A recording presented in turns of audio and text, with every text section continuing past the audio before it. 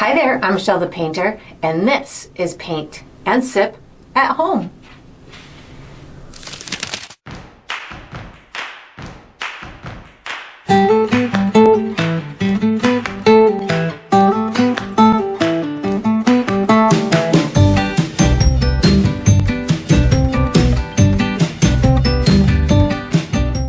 Today I'm going to be painting Nutcracker, and I'm sipping on some hot cocoa. And if you enjoy this process, I do hope that you like and subscribe to my channel, and that you also check out my Patreon page where you'll find additional painting perks. So let's get painting and let's get sipping. Okay, so for my materials today, I'm going to be using a stretched and primed 16 by 20 inch canvas. If you're painting along, you of course can switch up the size, but that's what I'll be using. I'm going to be using acrylic paint today. My colors are titanium white, ultramarine blue, fire red, deep yellow, Mars black, and burnt umber, which I like to call brown. And of course you can switch up those colors if you'd like, but that's what I'll be using. For my tools today, I have a white piece of chalk that I'm going to be using for some drawing. And then I have 3 brushes from my personal brush line, which is Michelle the Painter brushes. I have a 3/4 inch wide flat bristle brush.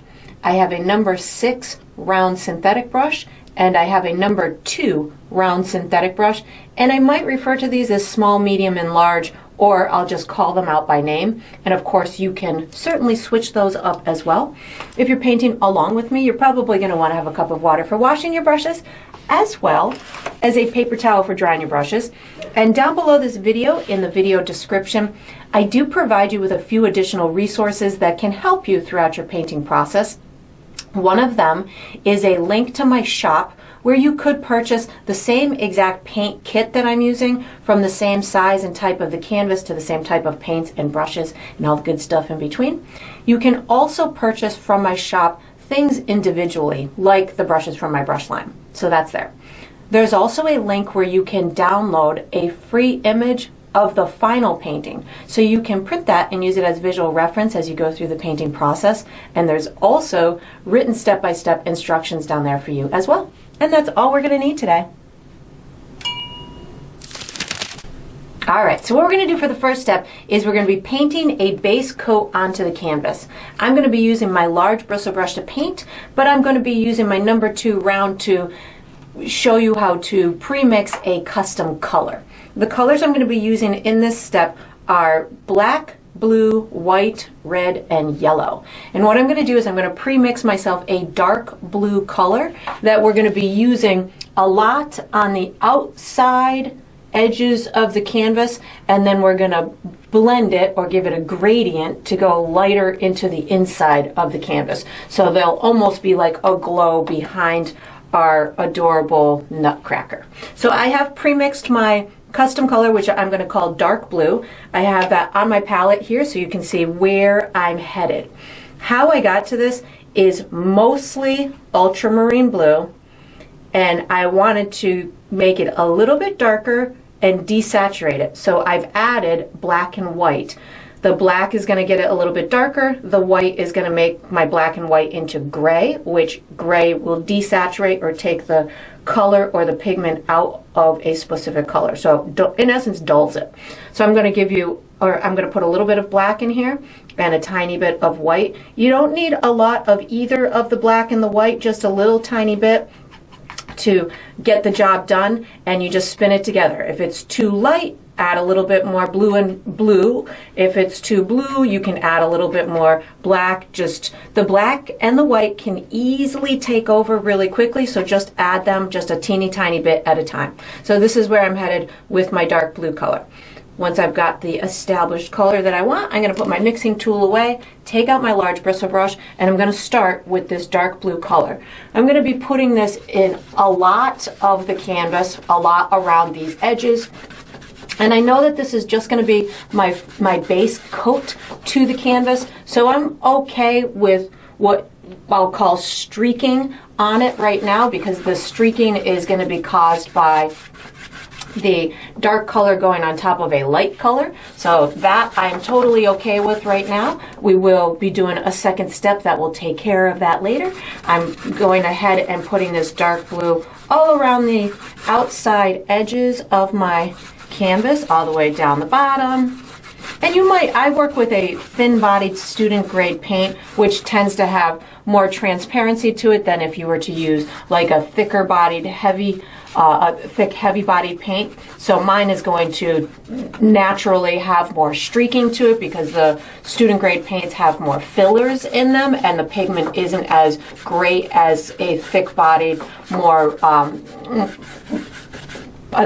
paint that has more pigment in it. So this will tend to streak a little bit more than if you had a thicker bodied paint. But I love this for blending and for the effects that I can achieve with it. So once I'm about in this vicinity, you can see probably I did a little bit more on this left hand side than I did on the right, just for purposes of aesthetics for me. Once I've got about this far, I'm going to pick up a little bit more of my dark blue plus a teeny tiny touch of red paint. So I have dark blue plus red.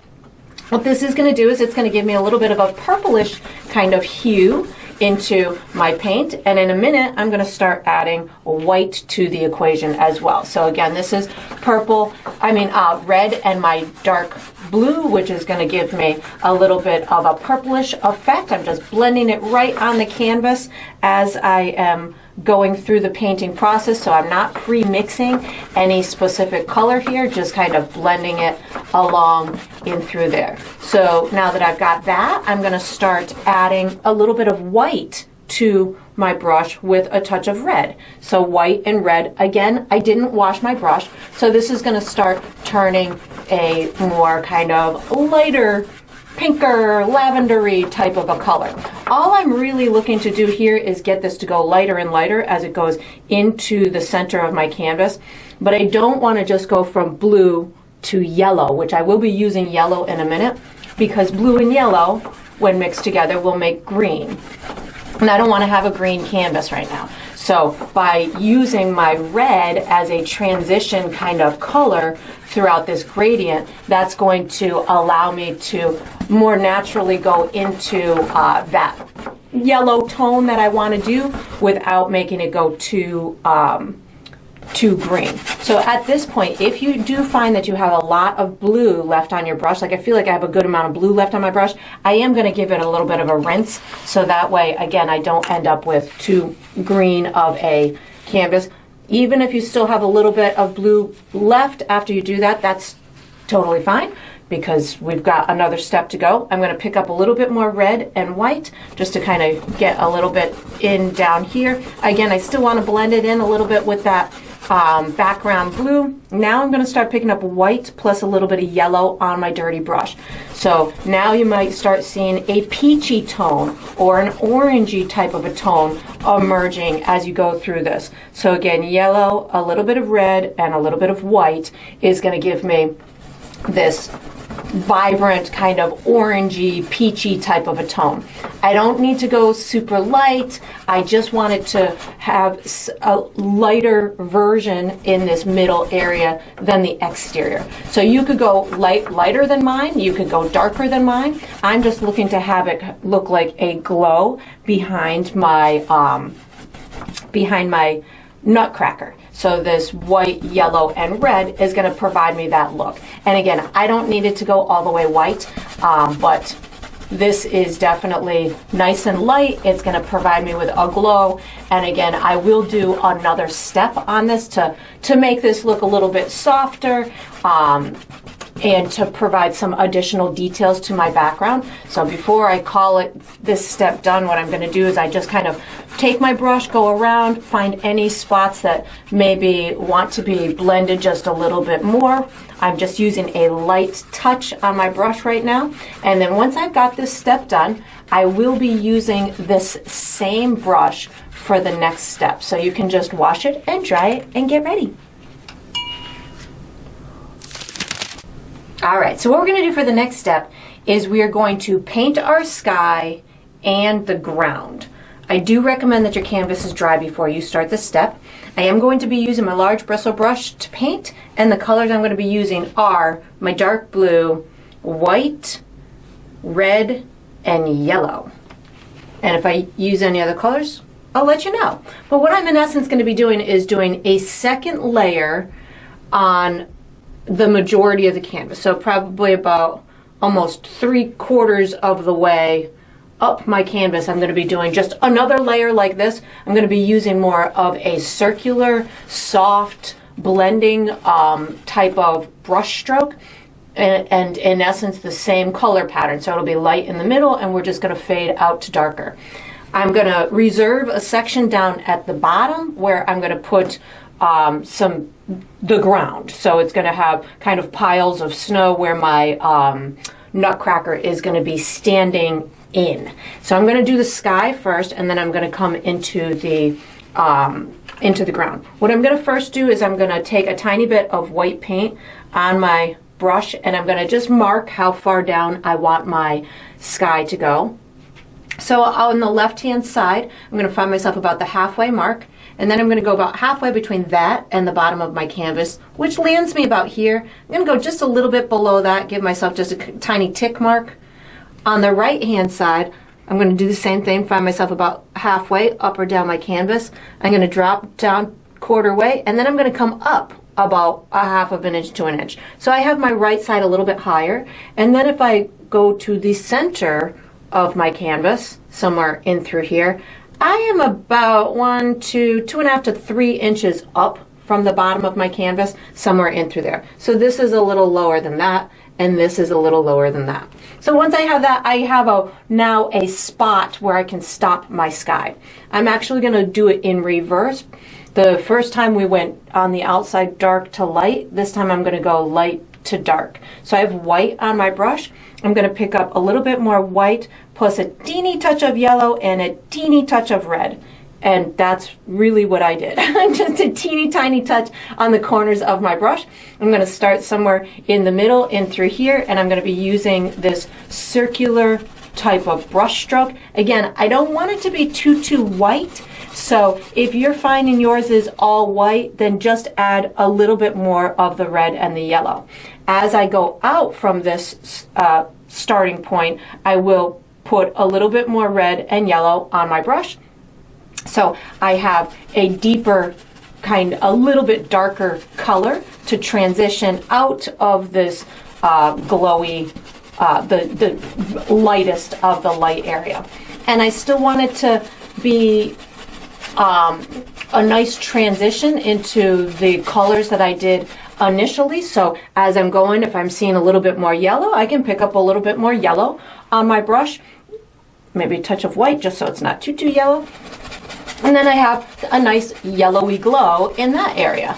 And because I'm using this circular brush stroke, I'm allowing for the paint to just kind of mix in with each other along the edges. So that looks nice. I think I'm going to come down at the bottom with a little bit more red, yellow, and just a touch of white, so I can have this transition out with a little bit more of that reddish tone, because I have that reddish tone underneath here, so that's where I'm heading with that. And if you wanted yours more purple, you could start adding a little bit of blue, which I'm going to in a minute. So again, as I'm transitioning out, I'm using more red because I'm seeing more of the reddish tones with a little bit of white on my brush. So you can see how it's getting to be a little bit more of those red tones showing up. And then we'll start transitioning into the blue in a second here. So again, same thought process as I'm going into the bluer tones, just making sure I don't have a ton of yellow on my brush. So if I did have a ton of yellow on my brush at this point, which I don't believe I do, I would definitely probably wash it off, but making sure that my brush is pretty dry going into adding more paint onto the canvas. That looks pretty good. Let me just soften that out just a little bit. So now I'm going to start picking up without washing my brush, because I know I don't have a lot of yellow, which I can detect. I have mostly just a pinkish hue to my brush, so I'm pretty safe. I'm going to pick up my dark blue plus a little bit of white. So dark blue plus a little bit of white. And this is going to start transitioning myself out into that darker region of the sky.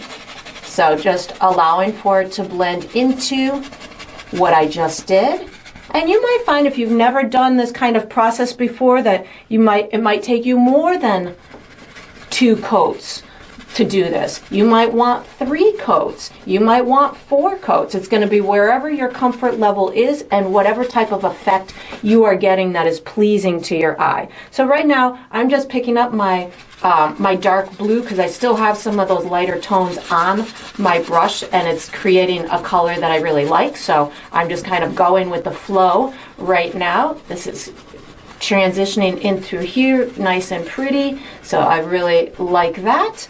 And then I'm going to do the same thing over on the right side. I've got my dark blue plus a teeny tiny touch of white. Actually, I might do a little bit of red too. I feel like I want this side to be a little bit more purple. So I have my my dark blue plus a teeny tiny bit of white and red. So I can have this side maybe a little bit different tone. Maybe this side looks a little bit more on the purpley side. The red and the blue are going to make purple or some form thereof. Picking up a tiny bit more white just to get it a little bit lighter in through here. And of course yours can be any color you want. If you want yours, I want a little bit more red now. Like I brought it a little bit too light, so just putting a little bit more red in there. There we go. And of course yours can be any tone you want. Again, if you want yours more on the yellow side or more on the blue side, feel free to keep adjusting those colors till they make you happy. And once I've got this, I've got to do those edges. Just wiping my brush off a little bit, picking up a little bit more of my, what do I want to do here? I think I just want to carry this into here. I kind of dig that softness, so we're just going to bring this right into here. Yeah, that looks good. It's like snow fog down at the bottom.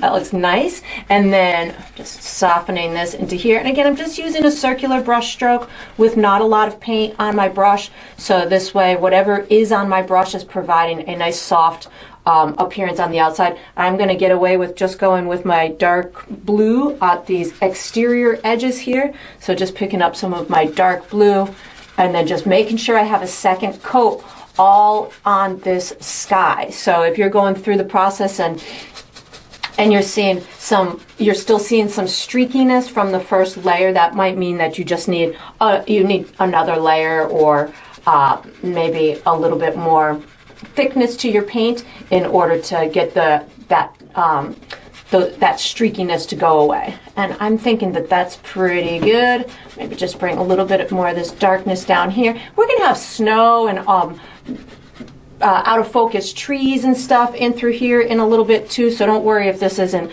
perfect. Down at the bottom I'm going to be putting my snow now, the ground. So I'm going to wash and dry my brush because I want to have a really light area in this middle part. So I'm going to wash and dry my brush, and I'm going back to that white, yellow, and red.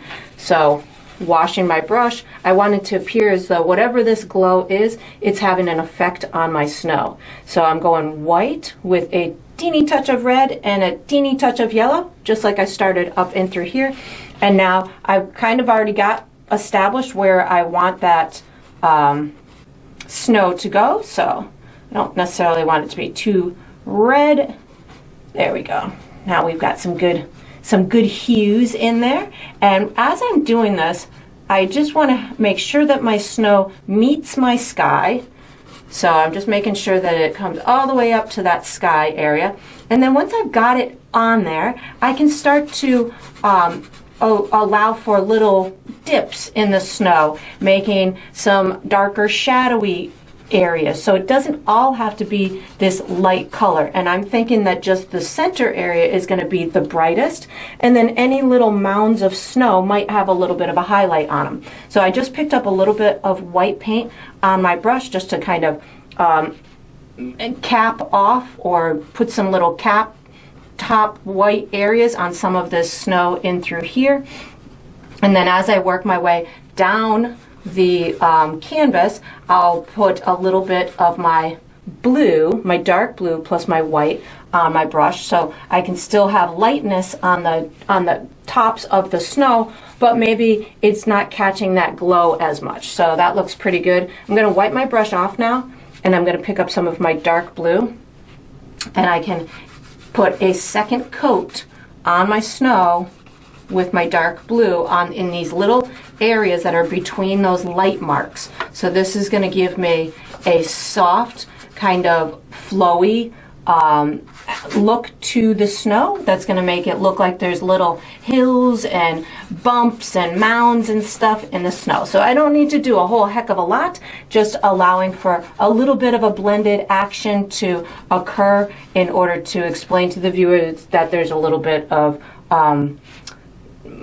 bumps and stuff in the snow. So this, I just picked up a little bit more white, and of course you can blend this out as much as you want. I'm just having the front area a little bit lighter than the side areas. And we still have our Nutcracker to put in place, so when once we put him in place, if there's little additional marks that we want to put in the snow, we can certainly do that at that time as well. So once you've got this done, we are going to be using I feel like I want to use my number 6 round brush for the next step. So you can put this large brush away, take out the medium round brush, and get ready for the next step.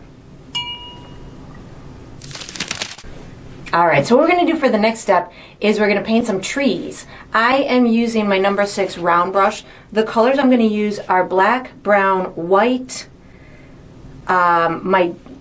and possibly my dark blue, and if I need to go into any other colors, I'll let you know. Like I might go into my red and yellow, but I'm not quite certain yet.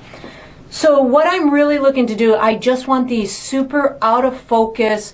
I really am using them as a balancing act within my painting. So if I just had my Nutcracker spot on in the middle with some black accents and some white accents, it might look out of balance because he's so tall and narrow. So I'm using these trees on the side to balance out the painting, to bring some dark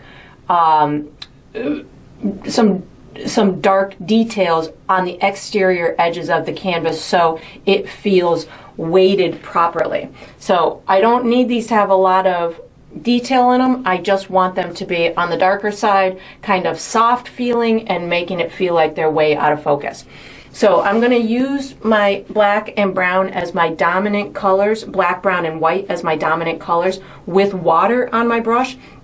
And when I go to do my trees, I'm just having them kind of tall with a couple of branches coming out of them, and I'm going to use the water in order to keep my edges of my tree soft, which will make them look out of focus. So I'll show you what I'm talking about. I'm going to start with I'm putting a little bit of water on my brush. I tap it off on my paper towel so it's not drenched. Picking up a tiny bit of black and a tiny bit of brown. I'll add a little bit of white to it in a minute. I feel like I actually want a little more water too. I'm going to do a big one over here so you can just kind of see where I'm going to have it. I do want it to look like it's behind this land, so wherever you want it, just kind of pop the bottom on right behind that land. And as I come up, I'm going to just almost rub it into the canvas, so that way my edges remain soft and it keeps it kind of out of focus. So that way I don't have something that is really vibrant and stealing the show away from my Nutcracker. So I'm going to just kind of put this in place, maybe add a little bit more water onto my brush. You can even just use the transparency of the paint in order to make it feel out of focus, because it's going to take on the colors in the atmosphere when you use it in a kind of a transparent way. So that's where the water can come into play. So I'm using a little bit of water on my brush, just allowing for these really soft kind of branches. That was a little bit too much for me, so I'm just going back to what I instructed you to do, which is just kind of rubbing it onto the canvas as opposed to painting it with heavy brush strokes. And just, you can even get those little tips of the branches to just kind of disappear in the background. So I'm continuing to add a little bit of black and brown and just allowing for some very delicate little branches to occur in through here. I think I want to do another one too. I mean, you can even just take something as simple as your finger while it's still a little wet and get it to merge in a little bit more. I'm going to do another one next to it, maybe a little bit smaller. And you can have as many or as few as you want. This, again, is just something that I felt was necessary to put in the painting in order to balance the heaviness of the colors that we're going to be putting in our Nutcracker. So you might find as you're doing yours that you want yours even more than what I'm doing. You could also pull in some of your, I just picked up some of my dark blue. So if you're going about this and you're saying, oh, it's too much, just pull some of those colors from the atmosphere and put them right into that, right into those branches, and that's going to make it really push back and feel like it is just part of the atmosphere as opposed to this big, huge, dark tree that is right in the foreground. So I'm just looking for it to feel like it's in the background. I just put a little bit of brown, black, and white on my brush because I feel as if these ones might be a little bit too much. So just kind of dulling those down a little bit. And you can just kind of scoot it right into here. And maybe they have a little bit of snow on them. Whatever, you feel would, benefit you to give that impression, that's up to you. So I'm digging that. I might put this, rub whatever's on my brush right in through here because I like how that ended up looking. And then I'm going to put a couple of those over on the right hand side. So again, black and brown is where I'm starting with a little bit of water. I'm going to put one over here on this right hand side. Going to just make sure it hits my landscape down at the bottom. And you might find that you don't feel that these are necessary, and if that's the case, then by all means you can totally just leave them out. Up to you. Again, these are the decisions that you make all on your own when you're creating these compositions. So I'm going to give you some ideas, and you either take them as is or you run with them in a different way. That's that's the joys of watching these tutorials. You get to take or watch the thought process and the ideas and how they can come to life, but when you go to apply it into your own paintings, you get to make those decisions if you want to spawn a new creative thought into it and bring it into your own place. So I'm thinking that that's pretty good. I'm going to put a little bit of my dark blue and a tiny touch of white on my brush just to kind of put these a little bit softer in through here because I don't really want them to be too invasive. I just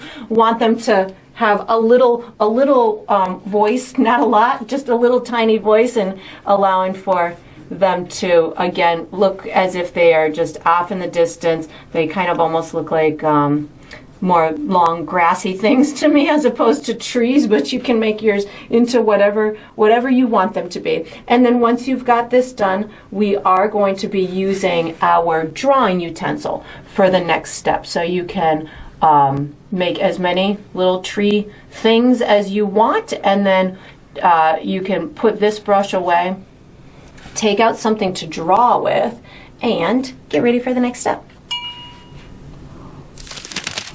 Okay, so what we're going to do for the next step is we're drawing an outline for our Nutcracker. I'm going to be using my white piece of chalk. You can certainly use any drawing utensil that is comfortable to you. I'm going to guide you through a series of markers. We're going to connect those markers, and by the time we're done, we're going to have a whole bunch of basic shapes that will represent the exterior shape of a Nutcracker that we'll be able to utilize during the painting in process. So we're not going to be going for any fine-tuned detail. I do recommend, again, that your canvas is dry before you start this step.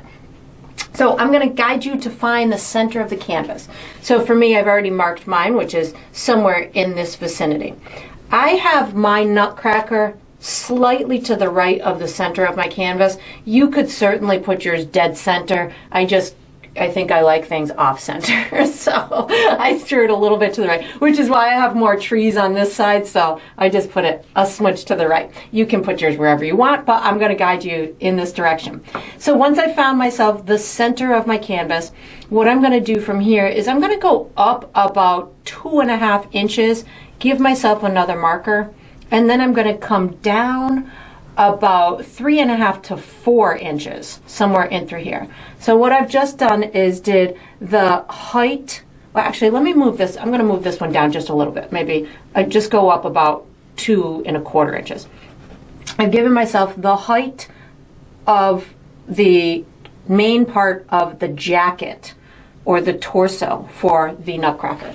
So once I've got, pay no attention to that marker. Once I've got this marker and this marker, what I'm going to do is I'm going to do 2 horizontal lines. I'm going to bring this out to the left, maybe about 1.5 inches, and then out to the right, maybe about 2 inches. So just a little bit more on the right-hand side.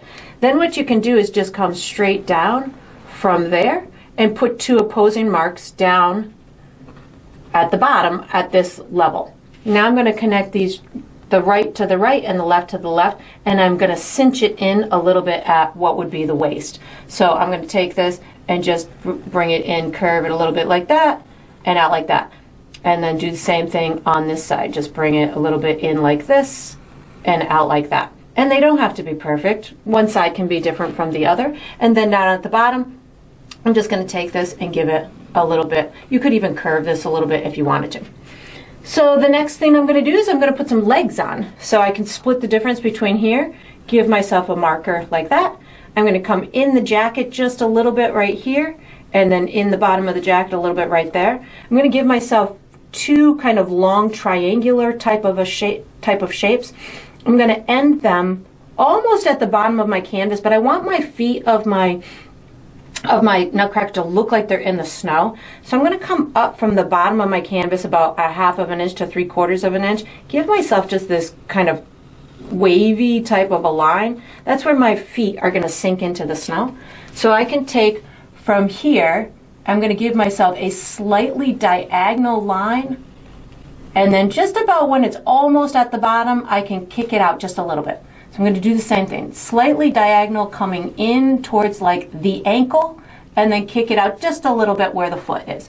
Same thing, or where the boot starts. So same thing here, I'm going to bring this in. You can separate the legs wherever you want. I'm going to separate them about here, and then I'm going to bring it in just a little bit and kick it out just a little bit where it's going to meet the foot. Bring it in like this, and then kick it out just a little, oops, kick it out just a little bit. I'm going to put 2 cuffs for my boots, which is going to be an oval shape here and an oval shape here. Nothing fancy. Now what I'm going to do is I'm going to go start working on the top upper portion. I'm going to come in this little area, just maybe about 1/4 inch, give myself a vertical line that's about 1/2 inch. Same thing here, and then connect these 2 like this.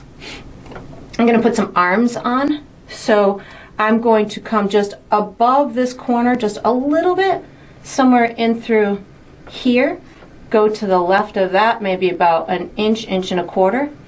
That's going to be kind of the top shoulder. I need to find where the hand is going to go, which is just a ball. I'm going to put that somewhere down by the bottom of this jacket. So I'm going to put a circular shape right in here. You can even touch it to the corner if you want to.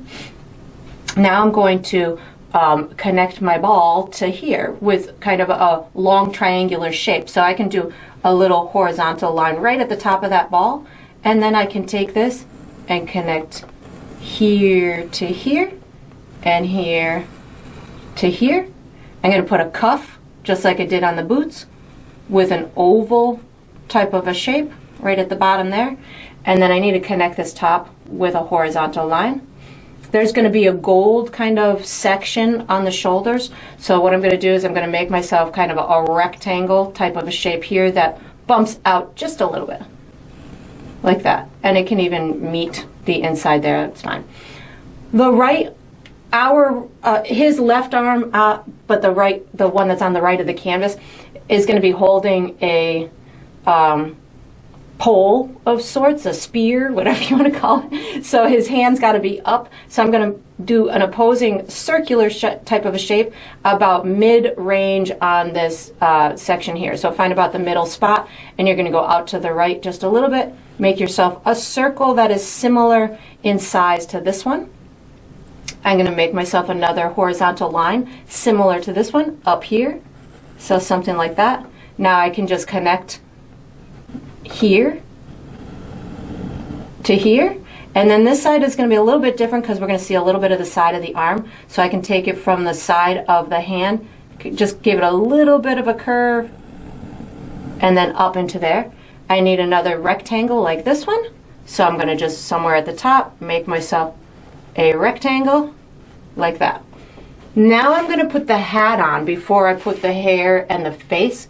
So I'm going to come up from here about 1-2 inches, give myself a horizontal line that is maybe a little bit wider than here, not much, just a smudge. And then I'm going to go up, up, up until I'm about 2-2.5 inches from the top. That's going to be the top of the hat. I'm going to do a slightly curved line that's going to be a little bit wider than these two corners. So you could even go up till you're almost to that height, and then just out just a little bit. Same thing here, go up until you're almost at that height, and then out just a little bit. And then you can take this and curve it like that, and then connect here to here, and here to here. Give yourself a little ball at the top, something like that. And then I'm going to put the face on, which is just 2 curved lines. So come in from the hat just a little bit, come in from the collar just a little bit, in from the hat, in from the collar. Now connect them with a curved line like that, and a curved line like that. And then the hair, I'm going to put from here to the top of the shoulder a curved line. So a little bit up the hat, a little bit in the shoulder, curved line. And that's all I'm doing. So you can make any little adjustments that you want. I'm going to be using my number 6 round brush for the next step. So you can put your drawing utensil away, take out the medium brush, and get ready for the next step. Alright, so what we're going to do for the next step is we're going to be painting the base coat onto our Nutcracker. I'm using my number 6 round brush. The colors I'm going to be using are black, white, red, yellow, and brown. And that's it. If I use any other colors, I'll let you know. So what I'm going to be doing is I'm going to make a couple of custom colors. I want a custom color for his face. I also want a custom color for some of the gold details, like his collar is going to be gold, these little shoulder pieces, and his hands. And I want to make a custom gray, which will be the base coat for his hair and his pants and his little cuffs. He's going to have some black detail, like the hat's going to be black, the jacket's going to be red, and the boots are going to be black, so we'll do those as a base coat for those. So I'm going to first just pre-mix myself my custom colors, which I have magically done on my palette so you can see where I'm headed. This right here is my gray color. How I achieve that is just black and white, so mostly white with just a touch of black. I'm going for a lighter gray color, lighter in tone, so it doesn't have to be too dark. I just want something darker than white, so I can use that as a base coat, and then I can build up to the bright areas on those sections. The skin tone or the face color I'm going to go for is in through here. This is a little bit pinker or redder than like a person's skin. I wanted to have some nice rosiness to it, so how I achieve this is red with a little bit of brown, a touch of yellow, and a little bit of white. So it is definitely on the pinker side as opposed to on the pale like tan side. So that's where I'm headed for the base coat for the face. And then for the big gold sections, I like to pre-mix myself a metallic gold type of a color, which is right here. How I achieve this is brown, yellow, and a little bit of white. My brown and my yellow have greenish hues to them. Oh, I put too much white in that. We're gonna end up with more gold than we need. So that was a showing you how white can overpower very quickly. So I'm adding more brown and yellow to this to counteract all of that white that I just put in there. I could, of course, just sectioned it off, but we're gonna show you how to correct it. The trick when making paint is to understand, well, one of the tricks is to understand how powerful certain colors are, and white and black are definitely very powerful. So when you're mixing, I always just recommend mixing a tiny dot at a time into the paint, so that way it allows you more liberty to adjust and you don't end up with way too much paint of a color that you may never use again. So this works out well, and I know I don't need a ton of it for what I'm doing in my project, so a little bit is fine. So once I have my custom colors, what I'm going to do, I'm going to start with my gray areas first. So that's going to be my hair. I'm going to take my gray, I washed and dried my mixing tool, which is also my paintbrush that I'm using for this step. So I'm going to just paint in this section. When I do this section, I know that I want his hair to kind of look fluffy coming out these sides. So I'm going to start that process on this step. So I'm going nice and close to the interior objects, and then when I get to the exterior edge, I'm just going to kind of pull out these little pieces, and that's going to start my process of him having some texture in his little fluffy hair pieces along the side. You don't have to do this if you don't want. Maybe your Nutcracker doesn't have the kind of hair mine has, but mine is definitely going to have some fluffy kind of hair. So again, this step is really just all about coloring in the lines. So it's a nice fun step. I do this a lot when I'm doing character type of paintings, because I know that I can really just section out a lot of the elements within that design and do them with a base coat, and then come back and hit them with a highlight and a shadow, and then they're magically done. So this is definitely one of those designs that is going to be nice and fun, and we don't have a ton of intricate detail work to go. This is going to be a fluffy, almost like the sleeve that you see on Santa's jacket. So we're just going to make that a nice fluffy little piece. I can't see it on this side because his hand is going to be in the way. I have it on the boots, which is pretty similar in color to the snow behind it, so I'm not going to be able to see it too well right now, but that's okay. We'll get it to pop out later. So that's all my gray sections I'm going to do. He is going to have a beard, but I want to put that on after I'm done all of my other details. So I'm going to wash and dry my brush, and the next section, oh, actually, sorry, I need to do his pants with gray. Go back into the gray. I want to section off where the top of the boots are, so I'm going to just come about halfway down those legs and do a little curved line. The pants are going to be of a lighter color, so I'm going to start these with gray as well. Sorry, I missed that I missed that section when I was using my gray on my brush. So just getting this in here. And again, this is the beginning stages of this. So if you don't color in the lines and you make it something bigger or smaller than you had anticipated, don't worry about it. It's, we can make modifications along the way. And also, this is just a character. It's intended to be fun. It doesn't need to be exactly the same shape or size as mine, so you can have a lot of fun with it. The next section I'm going to do is the face. So I washed and dried my brush. I'm picking up some of that custom color that we created, the face color. I would call it a skin color, but I think that my Nutcracker is kind of made out of wood, so I don't know if skin would be the appropriate word to use for a description on the face. So you can certainly, but I'm doing kind of a skin color, so I guess we could still call it skin. And I'm going to just bring this out right to my guideline and just color that in with a flat color at this point. We will put all the fun details on that later.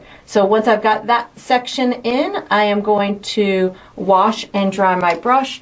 I'm going to do my red sections next. So that's going to be the dominant area of the jacket. So just red paint for now. We're going to have a cool belt. We're going to have some buttons. He's going to have his beard is going to be covering some of this top portion. But I definitely wanted to have a nice rich tone to the red, so we're just going to start with red. A lot of times when I'm doing red as a color, I start it on the darker side with brown or with black to give me a deeper tone to start with, but I really want this to pop and have some great dimension in it and have a lot of brightness to it. So we're going red to start on this one. And then I'm just going to bring this down all the way to the bottom here. And I will be able to put like a little slit in my my jacket. We'll put that in later when we're doing our details. Just right now want to get a nice basic shape in, and we can modify and put fancier details as we go through the painting process. So again, I really like to start and keep the steps simple and not too complicated, where we can just build one to the next and not have to worry about tiny details on every single step. So in this case, I'm doing the same thing, just allowing for us to make these basic shapes, color them in, and then later we can amplify how everything looks with adding little details and modifications that will bring it into a more lifelike place. Even though it's kind of a cartoon character that we're doing or an illustrated type of appearance, you can still put a lot of life into it with shadows and highlights. You can build form. You can do all kinds of fabulous painting details to make it more lifelike, which is why we set him outside, why we are, putting him in the snow. He's going to be in a snowstorm. We're going to have snow flying through the air later, so it will add that, life into it. Maybe not bring him lifelike like a human, but definitely bring it to a more energetic kind of place. And just bringing this whole red down in through here. On this right hand side, I'm going to wrap this around just a little bit, curve it into that circular object, which will be his hand. So this will just give it a little bit of the impression that we are seeing the side of that arm. I think that is all I want to do for the red sections. So now I'm going to go to the black sections. So I'm washing and drying my brush. You could really do these sections in any order. I just am going like I did these ones because the face was in front of it. I'm doing the black ones because they don't touch the red, and I'm waiting for the red to dry. So you're just coloring in basic shapes, so you don't necessarily need to go in any specific order. I am doing these bottom parts of the boots. So again, I'm splaying them out, bringing them to at the bottom, bringing it to where it's meeting that snow, bringing it up to that little gray section, which is going to be that cuff, that little furry cuff, something like this. And then I'm going to bring, at the top part of the boot, I can bring this out a little bit farther than the leg. So we have the leg right in through here. If I want the boot to look a little three-dimensional, I just bring a little edge out from the leg. And that'll make it look like it's wrapping around the that portion of the leg. And then I just bring it right down to my gray section. I can even put little bumps along that gray section, so the gray section has that additional little fluffiness to it, so it's not just a straight line. And again, these are those little modifications I was talking about. As after you make that initial drawing, now you get to play with these little additional details as you learn what certain effects can do for the painting. That's where you get to start exploring additional kind of effects and ways to amp up the painting a little bit, to bring again a little bit more life or details into it. So I just keep picking up black for these boots, bringing it down a little bit more narrow at that ankle, and then just bumping it along that little gray section. You can see the gray section is now becoming more visible because of the contrast of the black color that is sitting right next to it. So when you're putting something that is a very similar color next to one another, there's not high contrast in those colors, so they become difficult, and then when you start adding more contrast to the opposing colors, you'll be able to see them better. So I'm going to go up to the hat.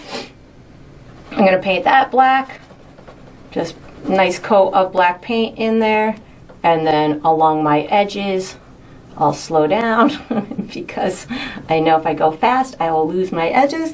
And if you want nice smooth edges, I know I'm going to want smooth edges around my hat. I just added a little bit of water to my brush in order to give myself the ability to have my paint really sink into the crevices of the canvas. With that, just a little bit of extra moisture on my brush, the paint will sink into those crevices and allow you to pull that paint a little bit further and get a little bit cleaner of a line.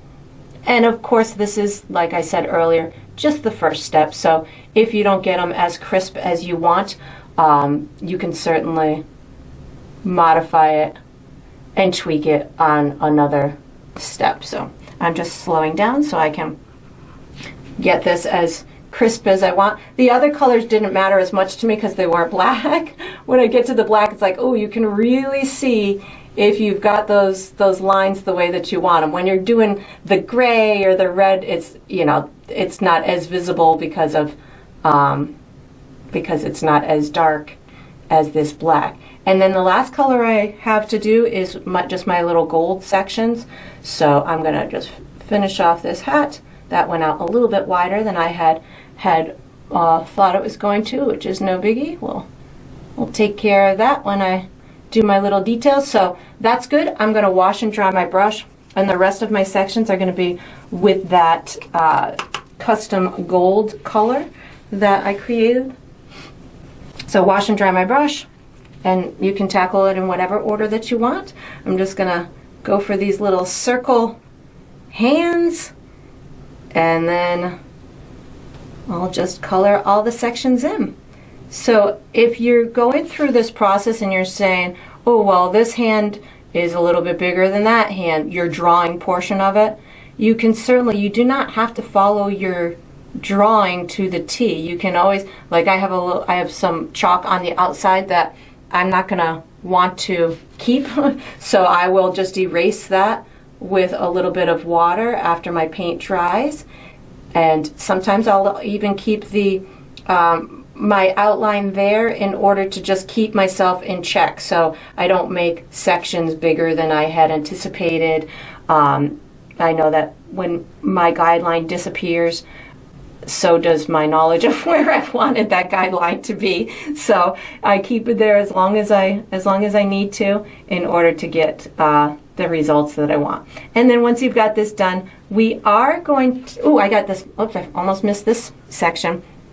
Once you get this section done, oh, and I have the little thing on the top of my head. I guess I'm just excited to go on to the next step, even though I haven't decided really what it's going to be yet. But so I'm going to go ahead and do this neck like this, and I'll do the little ball on the top. There we go. We got this, and then this little ball on the top. And then I think I'm going to be using my small detail brush for the next step. So once you've got this done, you can put this brush away, take out the small round, and get ready for the next step. Alright, so what I'm going to do for the next step is I'm going to paint the face. I'm using my number 2 round brush. The colors I'm going to use are black, white, gold, that skin tone, red, and some brown. And what I'm going to do is I'm going to put the nose in place Then I'm going to do a little bit of work on the, I'm just going to keep calling it skin. And then we'll put a little dimension in the nose, and we'll end up with putting some eyes and a mustache and a mouth on.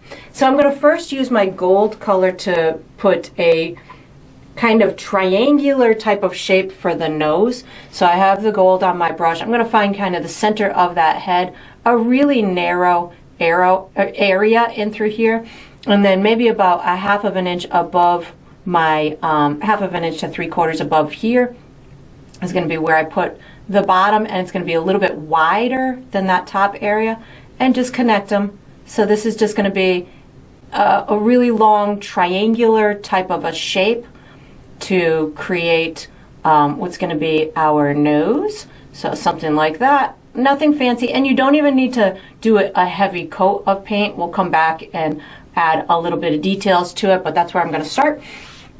Then I'm going to wash my brush, and I'm going to create a little bit of dimension on the face itself. So I'm going to start with some brown and my skin tone over here on the right hand side, and I'm going to just make sure I have a second coat of paint over in through this area along those edges, which is going to give me some dimension in the face. I'm going to do the same thing over on the left hand side, so a little bit of brown and my skin tone. It could be lighter or darker from one side to the other. We have a light source behind our Nutcracker. I'm going to make his face look nice and round by just kind of allowing for some nice darkness to happen in through here. I'll also put a little bit, I'm going to pick up more of my skin tone. I just wiped my brush off on my paper towel to make sure that I can get this to blend with that face itself. He's going to have a mouth and eyes and all that good stuff. I just want to give him some shape on the face and through here. And then what I'm going to do, I want there to be a little bit shadow underneath the hat as well, but I'm going to put that in a minute. I want the cheeks and where the eyes are going to go to be pretty darn light. So I'm going to wash and dry my brush, and I'm picking up some of my skin tone plus a little bit of white. So these areas next to the nose are really light. So I'm going to bring this right next to the nose. This is my skin tone plus a little bit of white, and I just wiped it off on my paper towel, and then I'll just blend it out to that darker area that I created a second ago. So something like this, just blending it out. This is just making the inside portion of his face look nice and full. I'm going to do the same thing on the other side with my skin tone plus a little bit of white.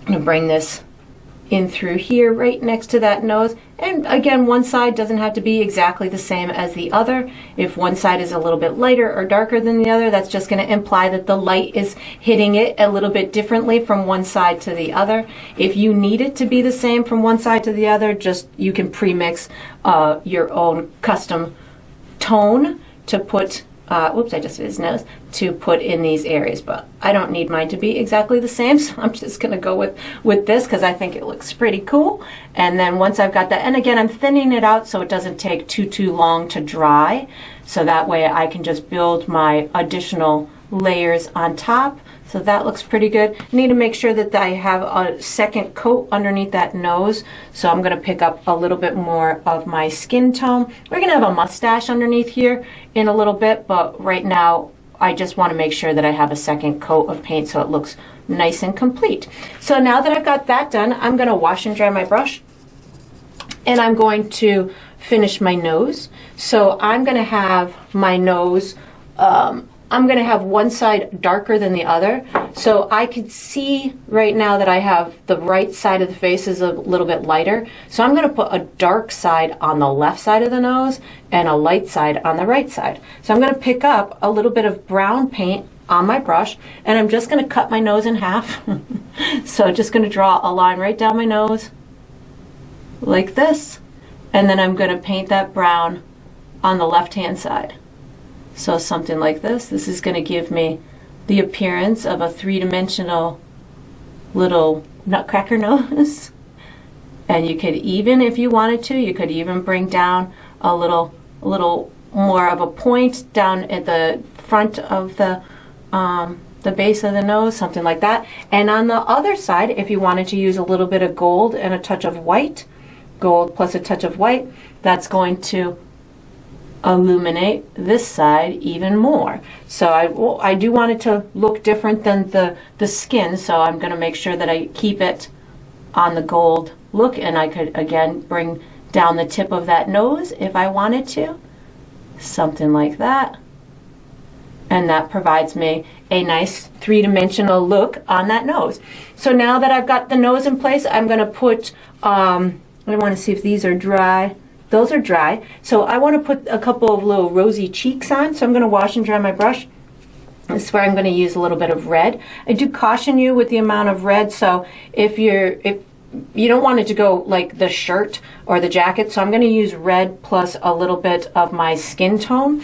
And I'm just going to put a couple of rosy cheeks in here. So just some circular objects in through here. You can make yours as bold or as subtle as you want. That's going to be totally up to you on how dramatic you want those nutcracker rosy cheeks to go. So red plus a little bit of your skin tone, and then make just a circular object. I often think of these type of characters as, you know, being hand painted, so you can of course make your lines clean, as if, you know, somebody came in with a paintbrush and painted these decorations on it.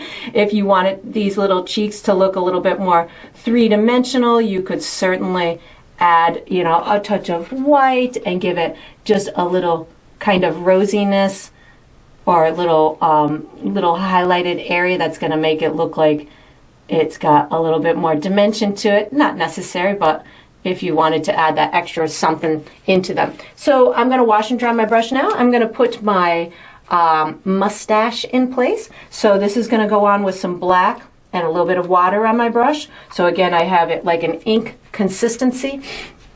I think I want to outline the underside of my nose first, just to give myself kind of a starting point. I'm just going to kind of outline what I want to be, kind of that shape of that nose, and maybe that nose has a little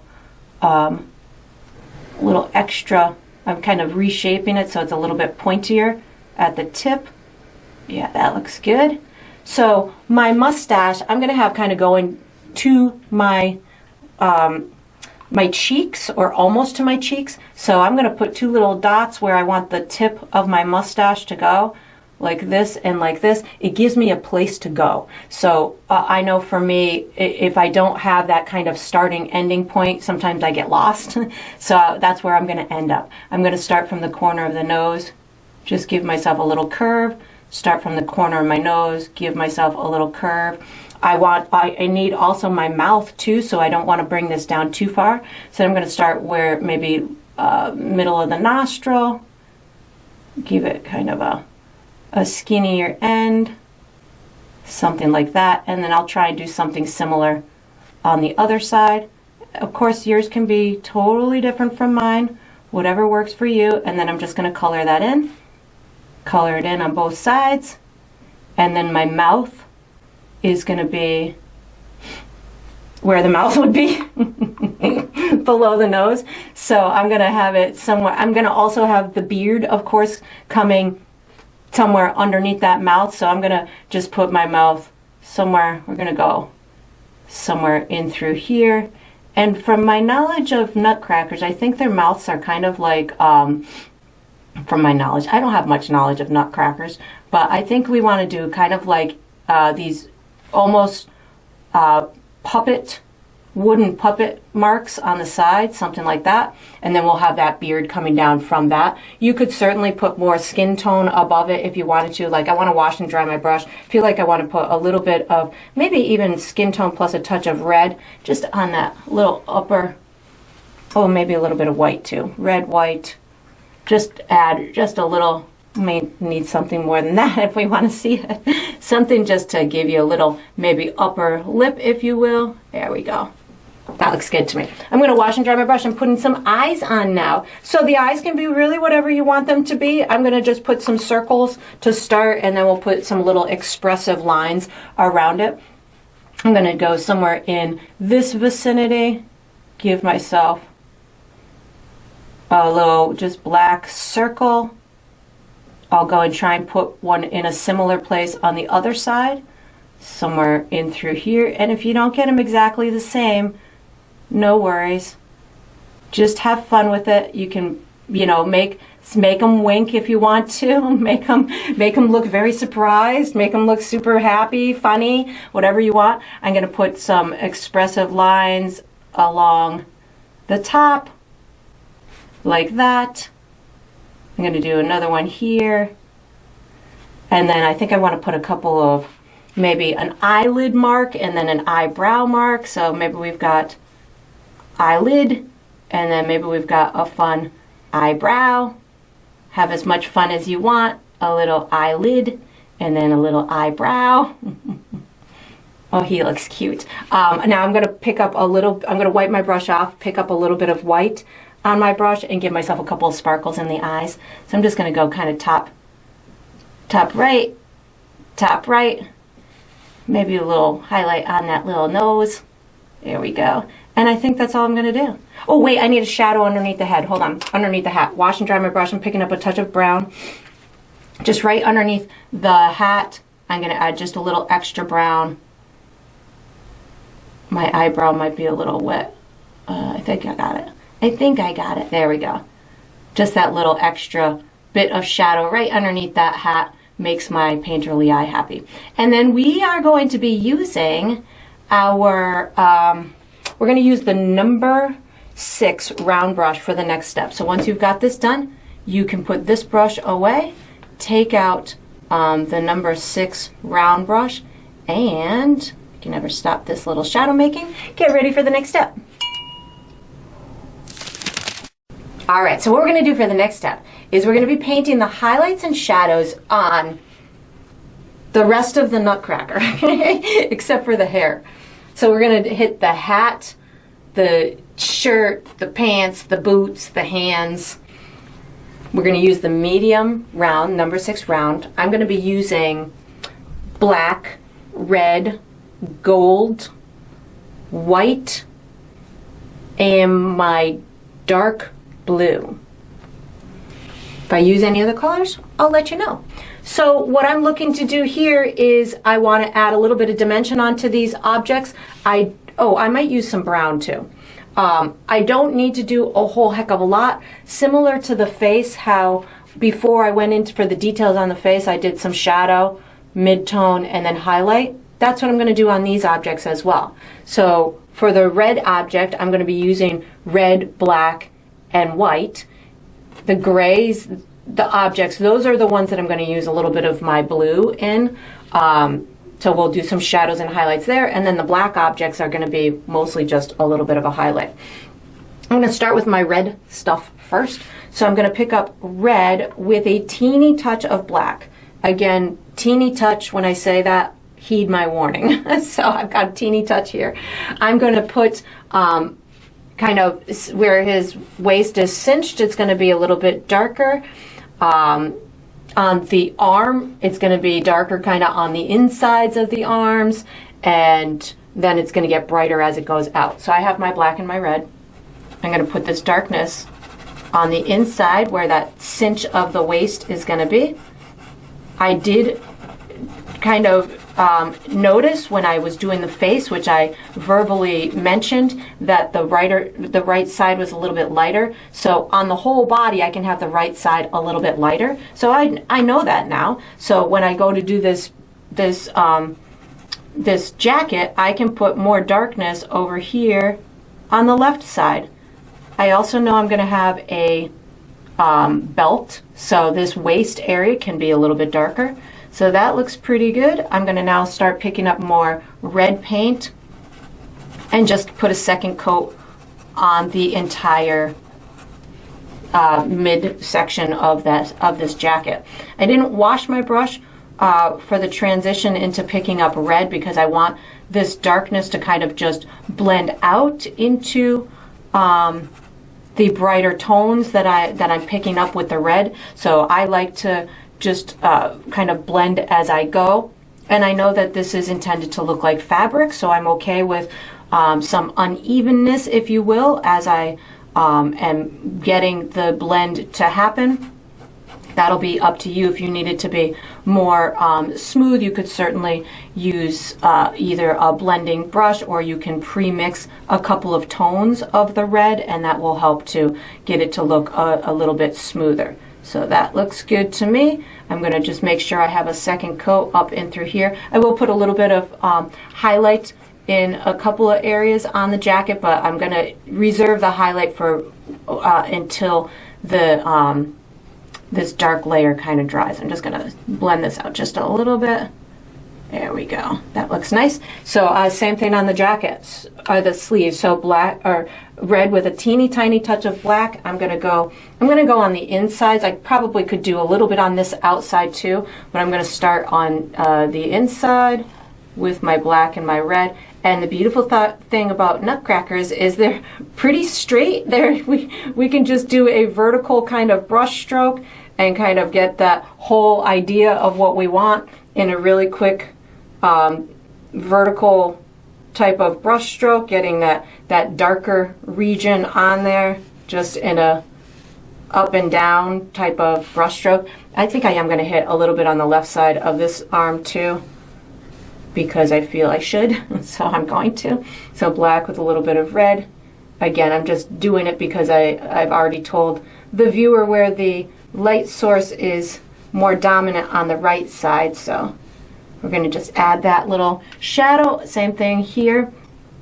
I've got my black plus a little bit of red hitting this left side. I'm going to pick up a little bit more red, and you can also put a little bit underneath that gold piece.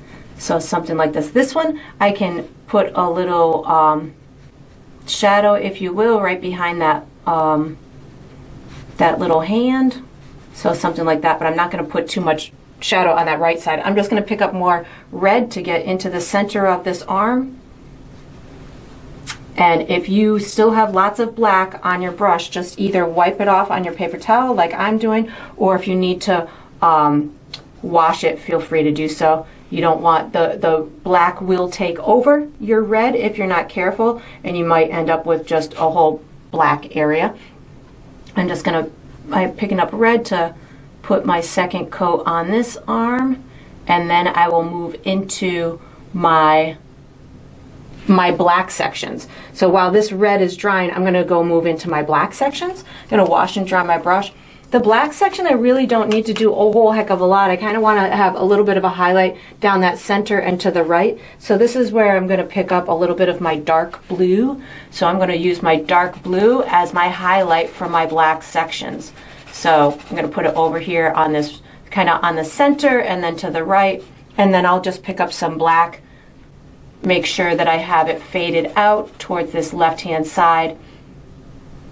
And if you felt that you wanted it to be brighter, you could certainly add more to it. You could add a little bit more of the light blue. You could even, or the dark blue, you could even add it with a touch of white on your brush if you wanted to. Feel like I want to put a little bit of lightness at the top of my hat, so I just picked up some white. I want to add just a little kind of highlight up at the top, and I feel like this should be a little bit lighter, so I'm adding a little bit of white to that, and I just wiped off my brush and I'm picking up some more of my dark blue. So this just gives me a nice kind of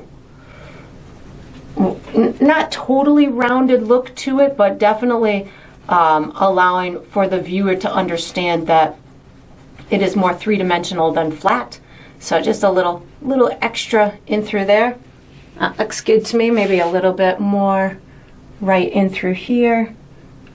Let's give myself a little bit more bulk in that, in the contour of the hat. There we go. That looks nice to me. So now that I've got that, I'm going to move down to the boots.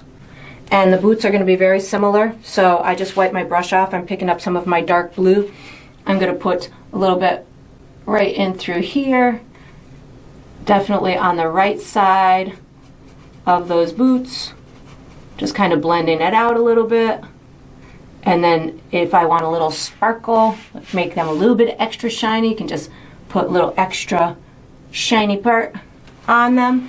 And then if you wanted a little bit at the top, you could certainly add just a little kind of slice of a highlight in through there. And then blend it out as much as you want. I just picked up a little bit more of my blue, my dark blue. And then on the left-hand side of the boot, if you feel that any of that black needs to be hit again, like I feel like I need to hit mine again in a couple of spots, I will do that. And I think that looks pretty good for those.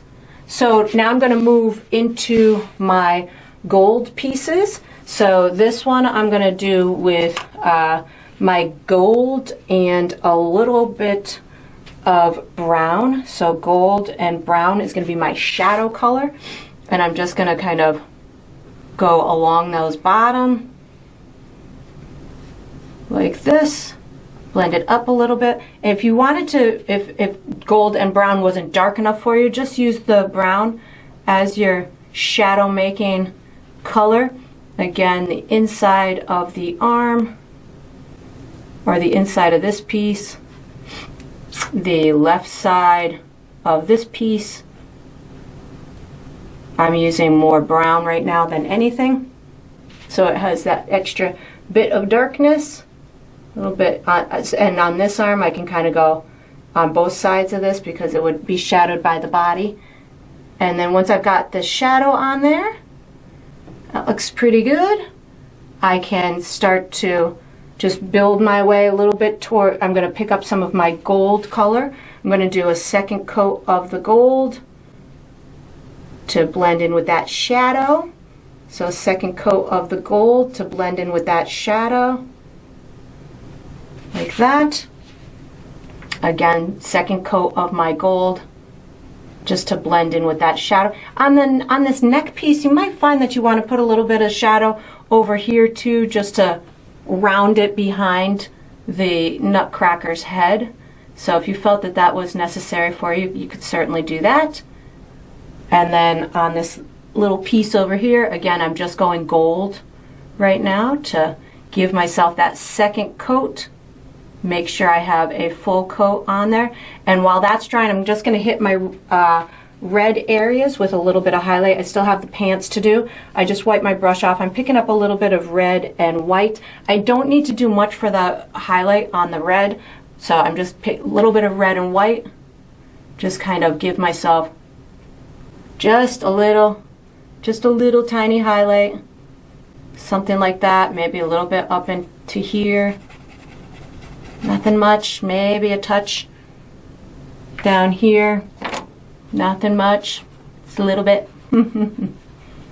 That looks good. And then a little highlight on my gold. So wash and dry my brush. Pick up a little bit of gold and white. And again, you don't need to do much to get that shine to appear. So a little bit of the gold and white, putting it kind of in that middle section, and then if I want to blend it out any, I certainly can, but I don't need to do much. Just kind of use the tip of your brush, blend it out a little bit to the left and the right, so you don't have a super firm section that you just created. But if you like the firm section, great, but I'm just gonna, oops, I went a little bit into my red sleeve. Let me just push that back just a little bit. There we go. So I'm just blending it out a little bit into that gold, and same thing with here. Just blend it out a little bit to the left and the right. Not a lot. If you blend it all the way, you've taken away the effect of that highlight. So this is one of those tasks that, you know, just less is more. I just picked up a little bit more gold to get it to blend out to the left and the right, something like this. And of course you could do multiple layers if you felt that you needed to. My pants down in through here, I'm going to wash and dry my brush, and I just want it to be dark underneath that shirt, dark inside the pants, so I'm going to go with my dark blue to start.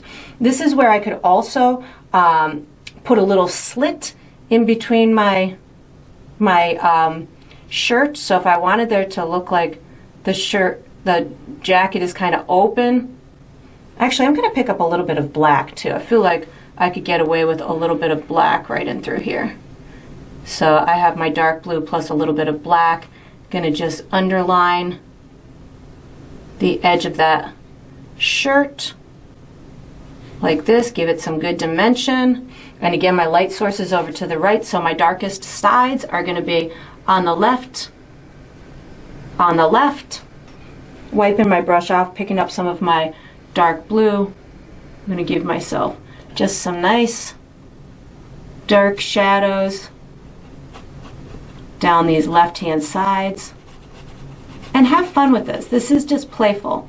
We don't need it to be anything fancy. I'm now picking up some gray in order to just get that to blend into the middle. A little bit of gray. And then, well, I think I want a little bit more dark blue. Hold on.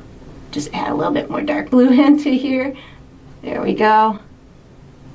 And then I'm going to pick up a little bit of white. You could even put a little bit of this, whatever's on your brush, right where it meets the boot.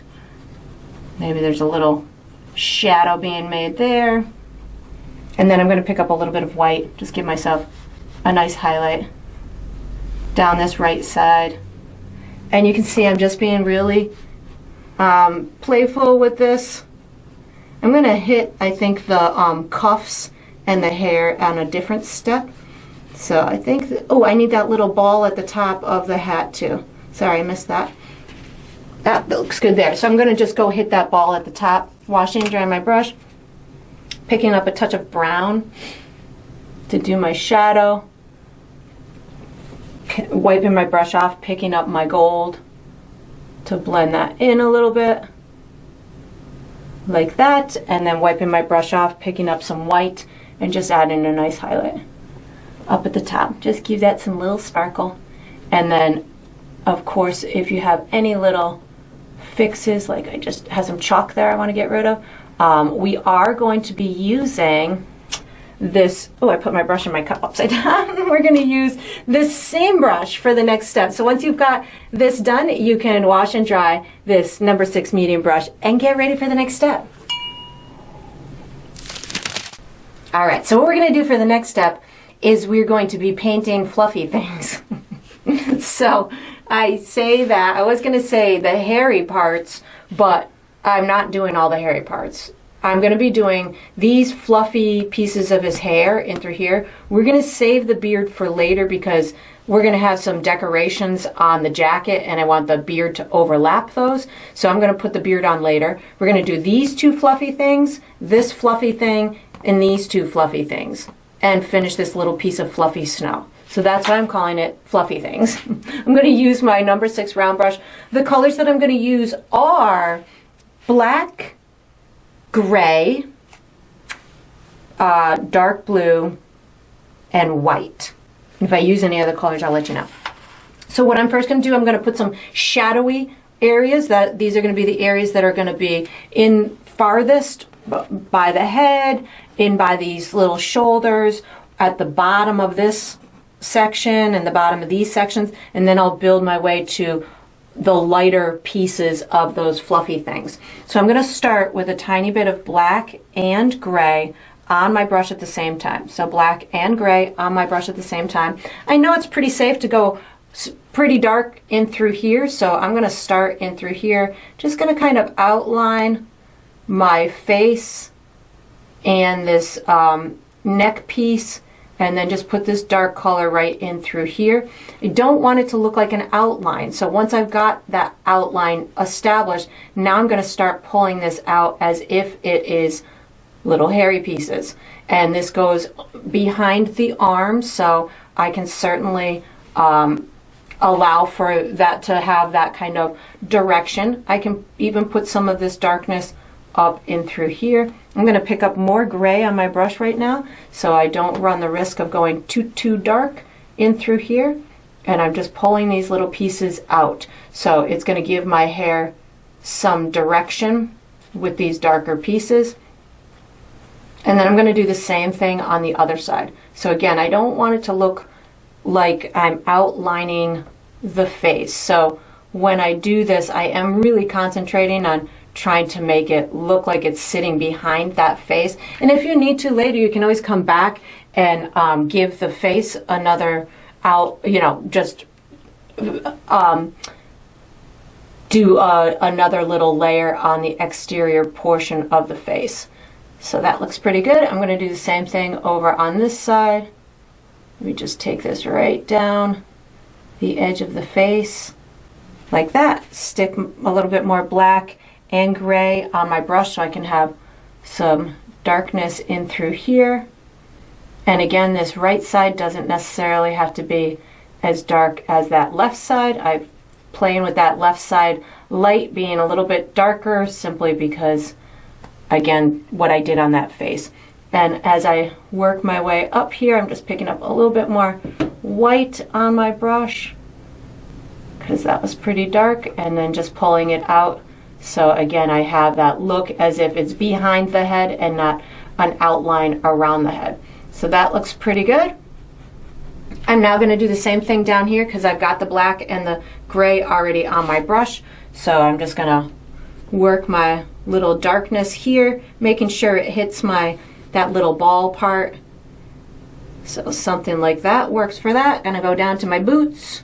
Just put a little darkness at the bottom, maybe bottom left, so we can see it. There we go. I'm just tapping this, just dotting. Now I can pick up my gray with maybe a little bit of my blue. So I can use gray with a little bit of blue. This is the dark blue, just to work my way out of that shadowy area. Something like this, something like this. And now I'm going to pick up gray. So I'm just working my way towards the light, like this.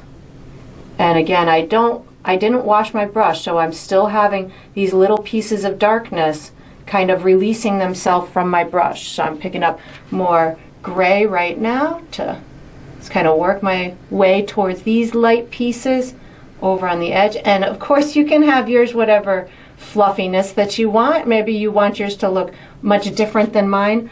I'm just having fun. So I like to have fun and just kind of create whatever is going to be created. So this is just a little bit of the mid-tone. We'll call it a mid-tone with the gray and maybe a little bit of the blue. Now I'm just going to pick up white.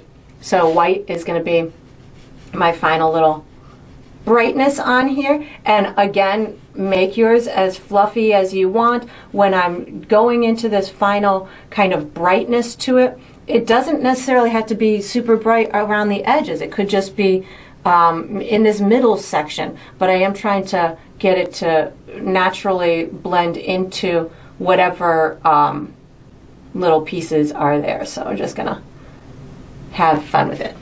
That looks so cute. I just picked up more white. I'm going in for this side. Just a little bit of white. And again, you don't have to paint the whole thing. I'm leaving some of that gray kind of popping through, and that's what's going to make it look like it's got some texture to it and some movement to it. And he's got a fun hair. Okay, we're going to go with that. I'm going to pick up some white, and I'm putting some lightness in through here.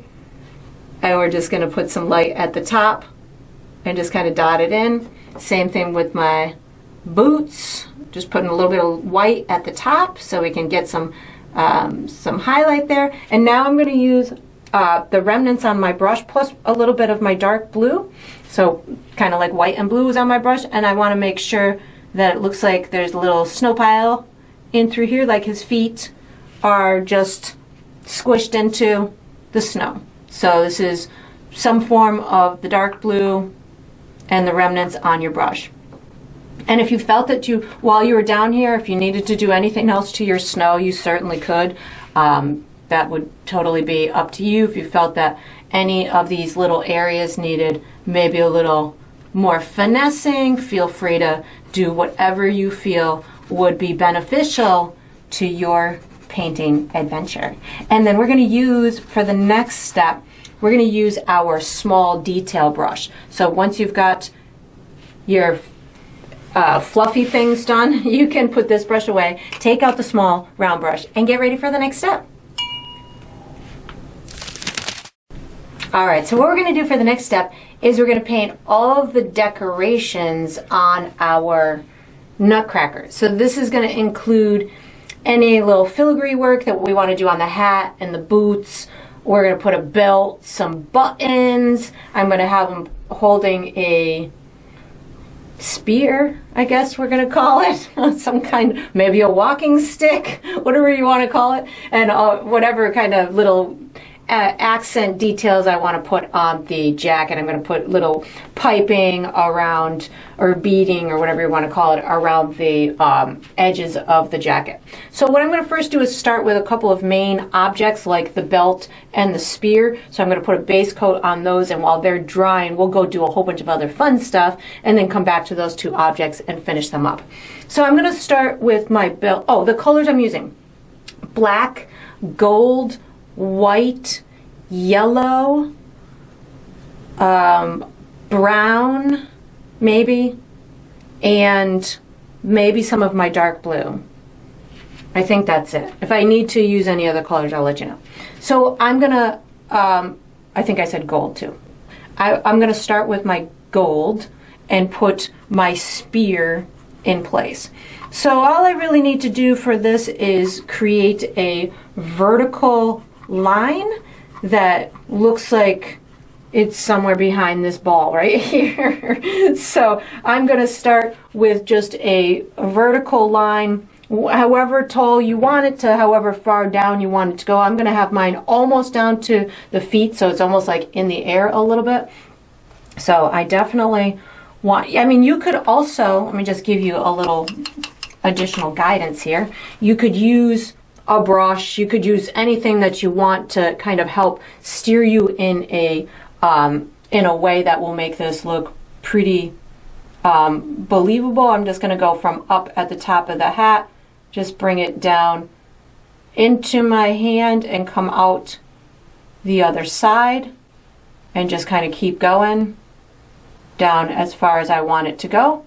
And then once I've got just that singular line, and you can see mine is not perfect, I just start to mold it whatever I want. So if I want to have a little like upside down teardrop shape at the top, I can just create that shape. Maybe I want it a little bit wider than that, so something like that. Then I can widen the spear if I want, because that looks like a little kind of a flimsy width. So I'm gonna just widen it to be however wide I want it to be.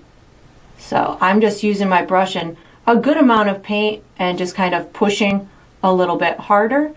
So for width purposes on line weight, if you can find a brush that you're comfortable with using a good amount of paint and pushing at a pretty firm pressure, you can usually get a pretty uniform line weight. So if I take this and I push it almost as hard as I can and come down, my line is going to be pretty much the same width going down. So the only other trick is just to keep it straight. So I can do that.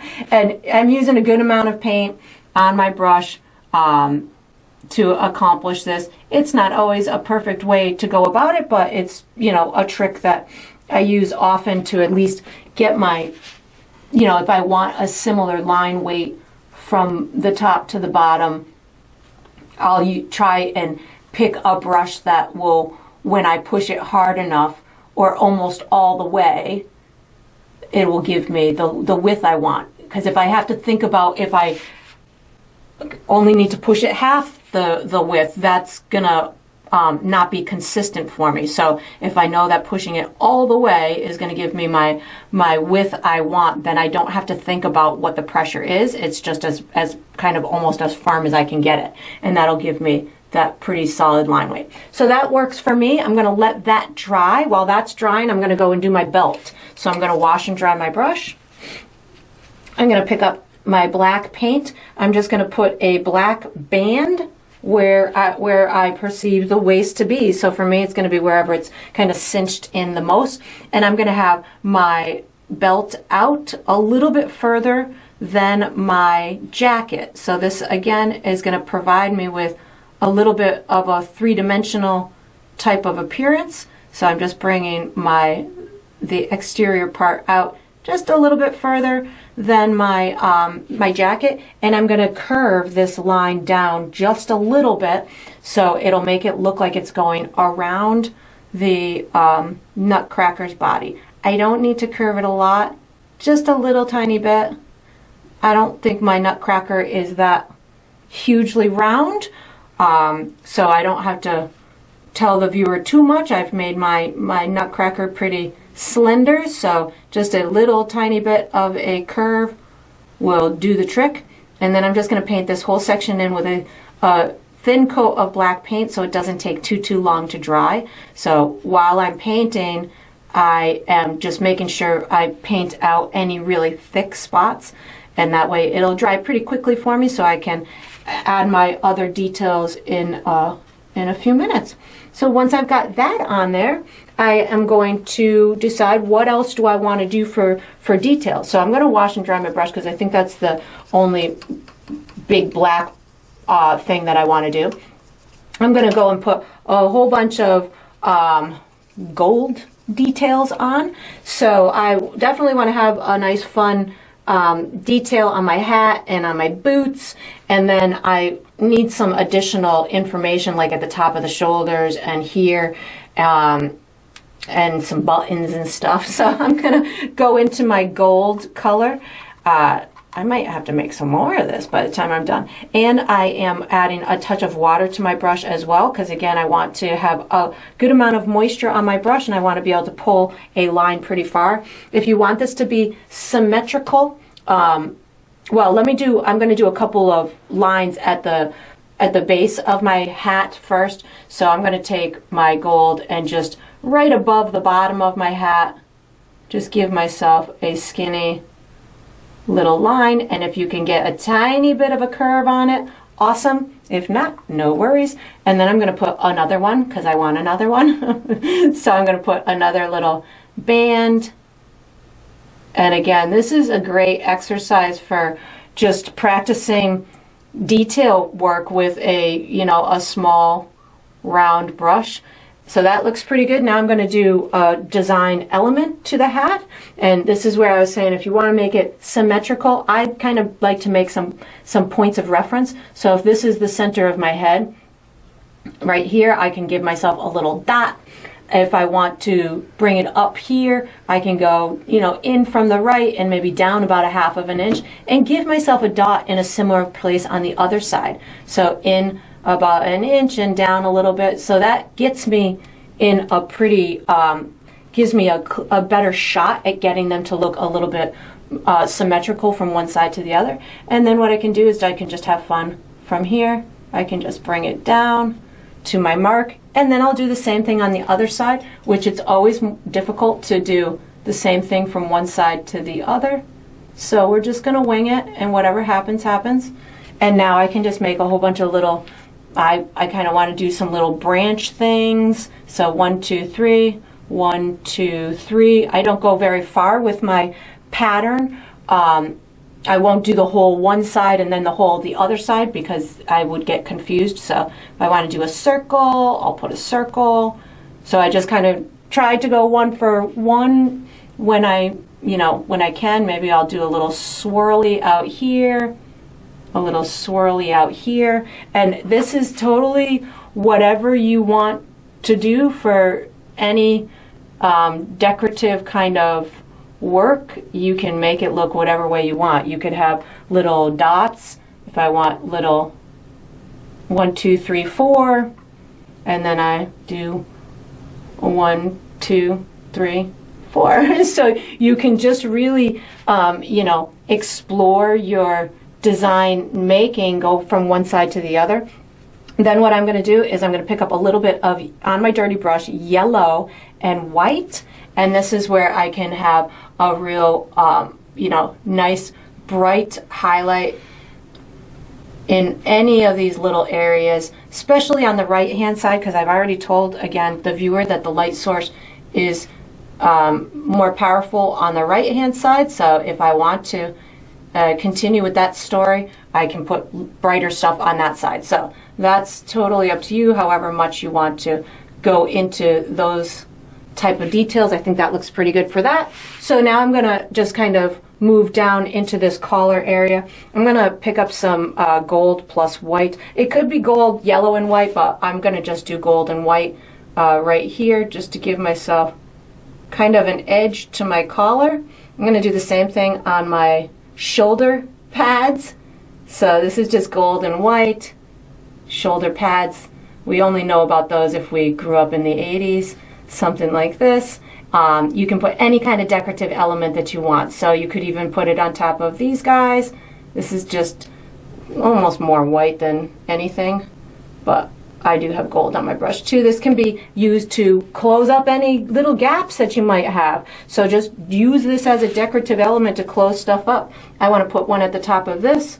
So again, I'm using gold plus white right now as kind of a, let's close off all of these little areas that don't look like they're totally connected. Just going to add some little details to get them to connect and get them to be finished. That looks nice.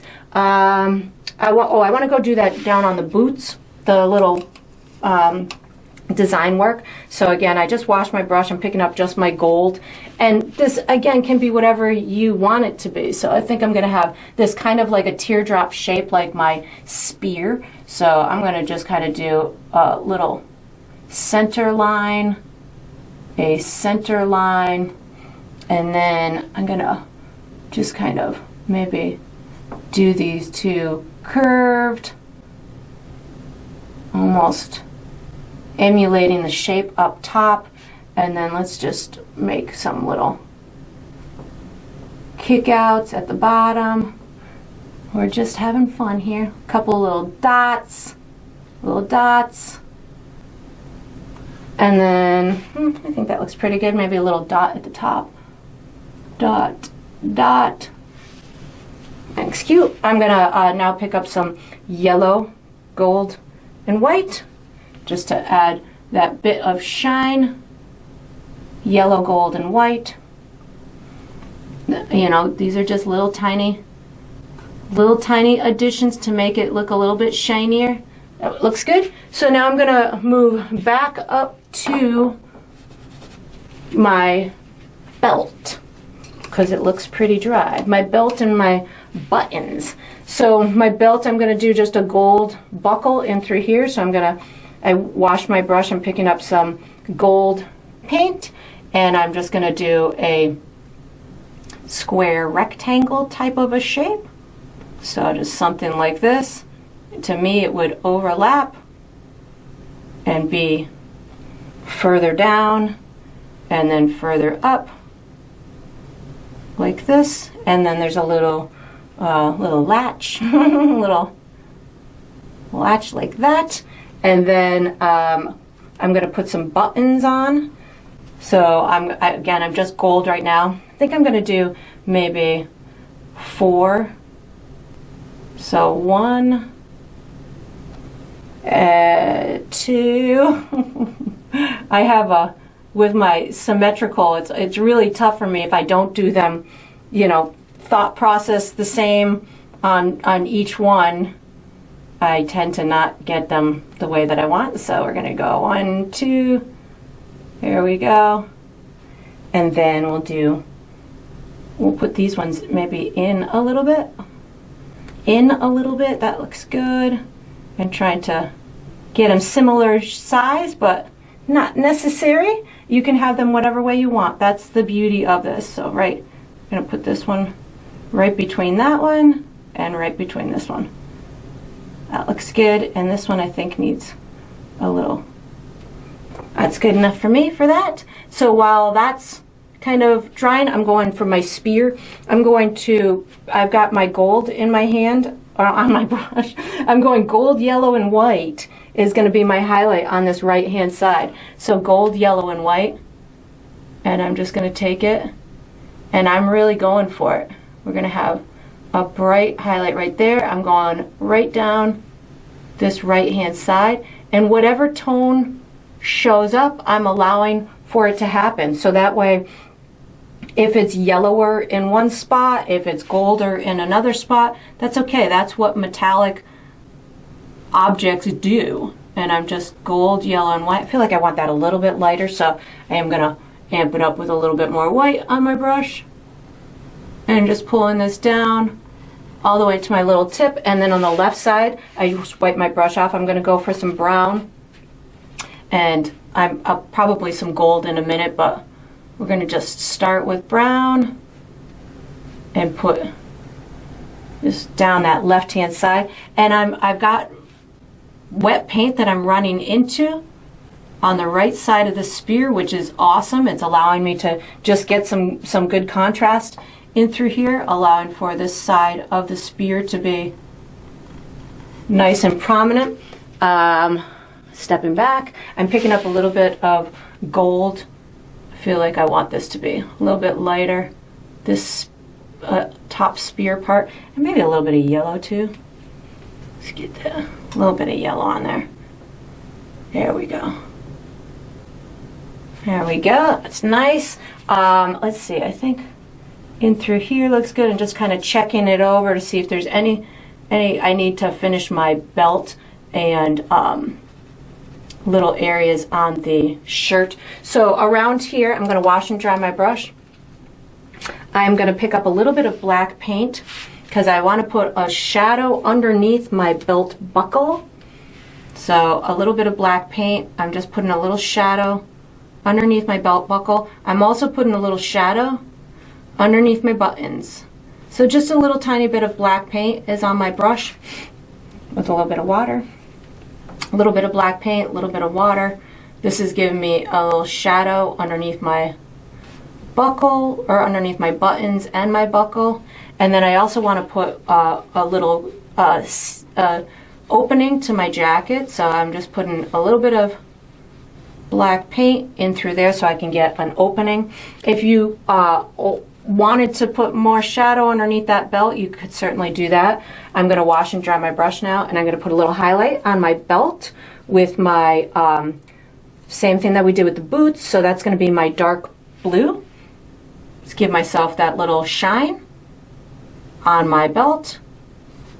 Just a little bit up and through here, maybe a little bit inside here too. So that's just a little bit of that dark blue giving me that shine on the belt. And of course, if you needed any more, or any lighter, you can add a touch of white to it as well, and that's going to amp up that highlight for you. Something like that. A little bit in through here.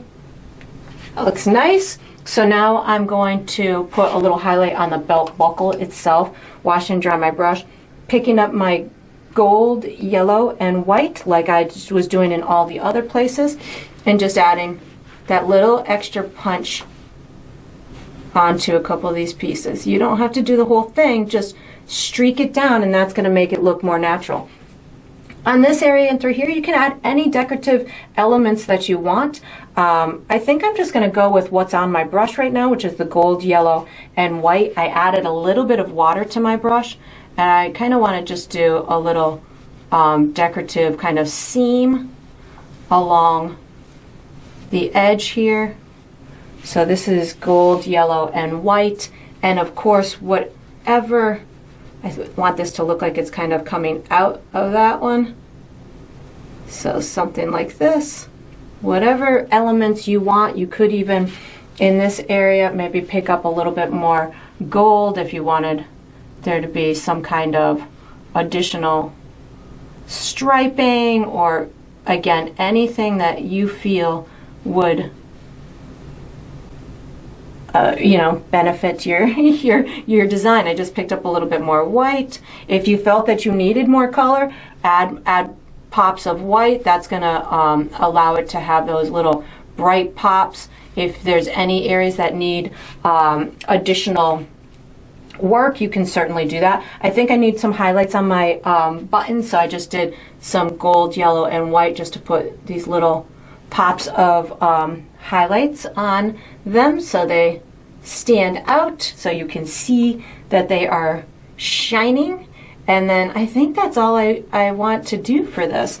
You could, again, add any more details that you wanted to, but I think I'm good on mine.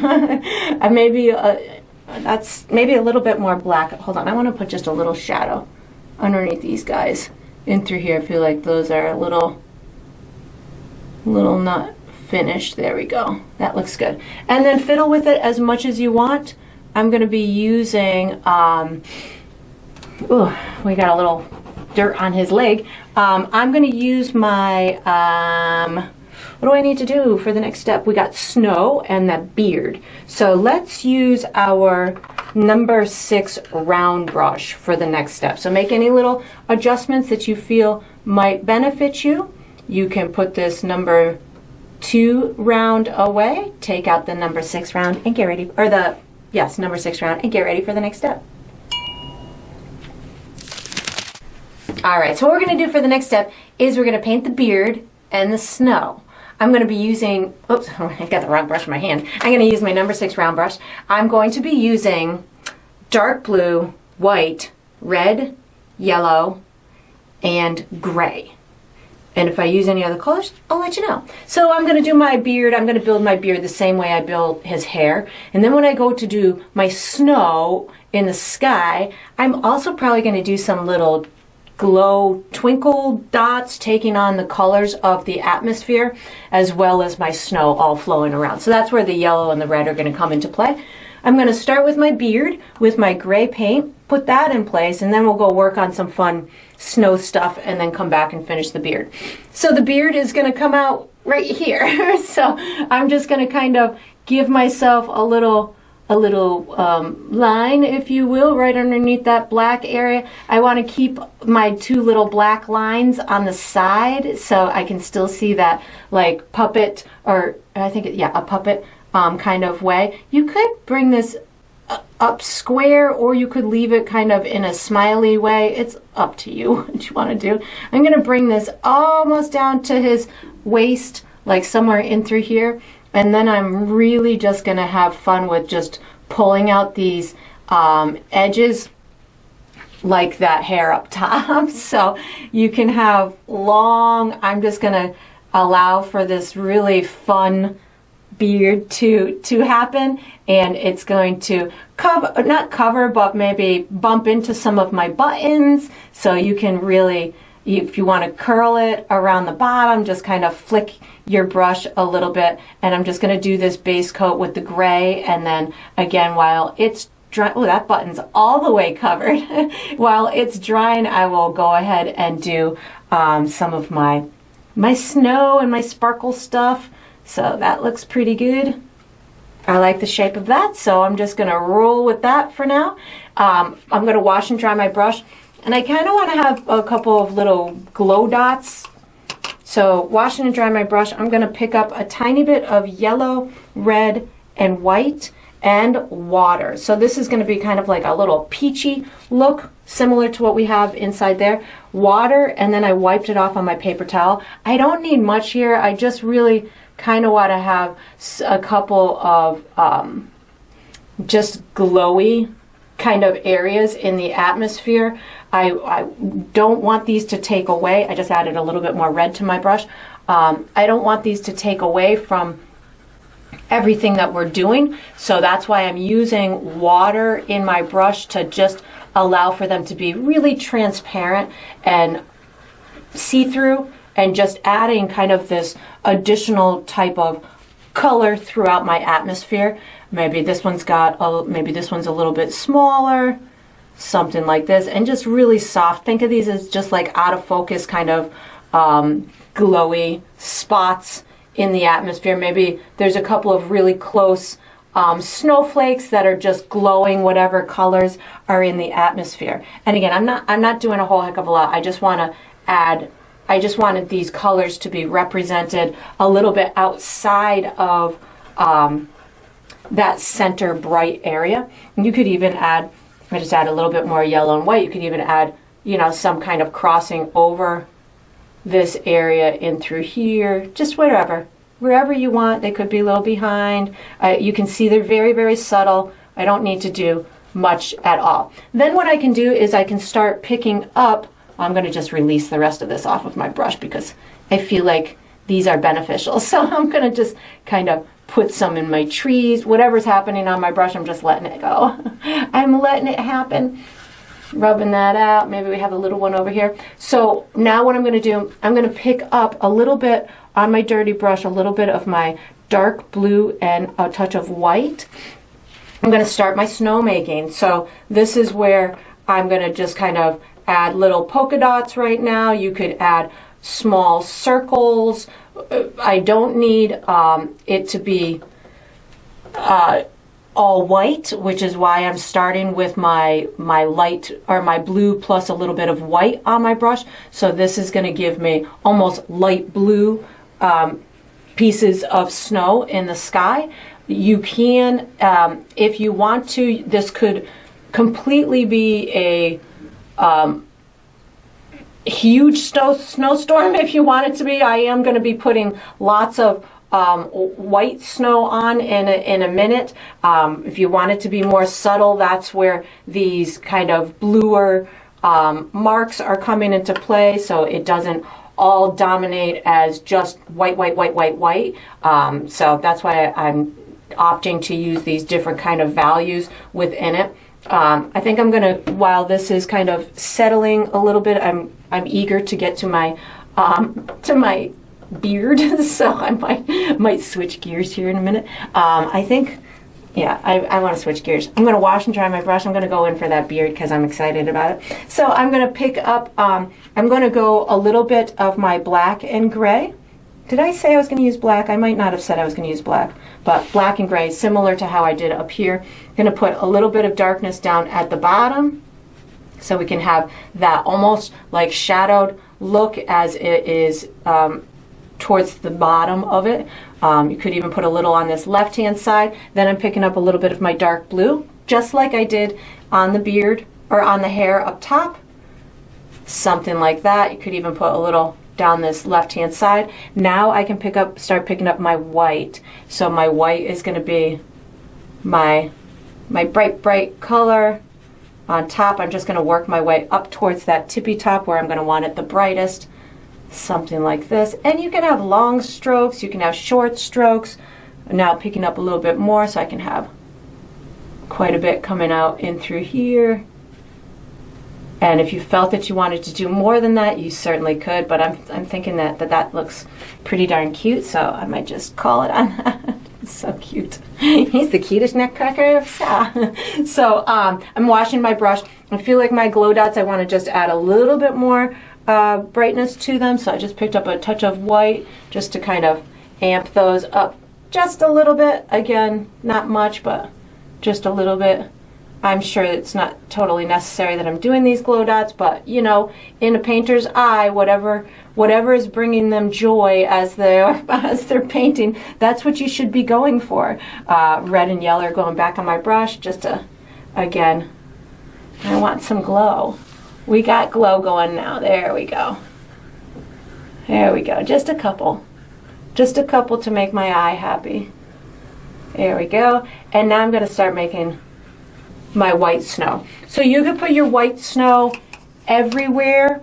You can put it in front of him. You can put it at the sides of him. I just washed my brush. I picked up some white paint. You could do just little tiny dots. You could make them bigger dots. Wherever your snow comfort zone is where you should take it. If you want it to look like a full-on snowstorm, then you're going to want to put some in front of your nutcracker. You can put them on his face. You can put them going down his sleeve. Put them everywhere. If that's what if you want this to really look like he's out in the snow, the snowflakes are everywhere. They're not just behind him. They're not just, you know, at the top of the canvas. They should be everywhere. They're also great for hiding things. So if you have a trouble spot, you put some snow there. So I know from experience that sometimes the snow is very, very beneficial for me when it comes to, you know, disguising things. So you go ahead and put it wherever you want. And of course you can have the big ones, you can have the little ones that you can do it in this method, which is just dotting it, or you could do the splattering method, which would be with your bristle brush, which I'll show you that in just a second, which I didn't say I was going to use my bristle brush, but I'm going to do it so you can see the different techniques. to making snow. I'm really enjoying these kind of real firm little dots on this particular one because I feel that the painting itself is pretty graphic in nature with the firm lines around the character. So the splatters of the other kind of snow will definitely add a lot of texture to it, but it will kind of steer it in a different direction, which is totally fine. So I'm going to take my large brush. What I do is I'm going to pick up some of my white paint on my brush, stick it in my water, and then just tap it off on my paper towel, and then I can take it and I can start flicking on the millions of little snowflakes. So this gives you multiple sizes of snowflakes, and this allows you to have that snow everywhere and have it, the appearance of it be really nice and soft and, you know, take on your snow effect. So once you've got it all snowed up and you've got your beard and everything else that you want to be done, we are going to be using the small round brush for the next step, so you can just get ready. All right, so we are on to the final step. This is the final step of every painting, which is to sign it. So I am going to be using my number 2 round brush. I typically sign mine in the lower left or the lower right. I think I'm going lower left on this one with white paint. Well, I was debating white or gray, but we're going to go white paint. I like to sign mine with my initials, but you, of course, can sign yours whatever way you want. You could make up a fun symbol. You could use your full name. You could paint it on the back if you want, or mark it on the back. You can hide it. Whatever you want to do is totally up to you because it's your painting and you get to identify it however you would like. And that's going to conclude this painting. I hope you enjoyed the process. I hope you painted yourself a very holiday-inspired, cute image, and I look forward to painting and sipping with you again sometime.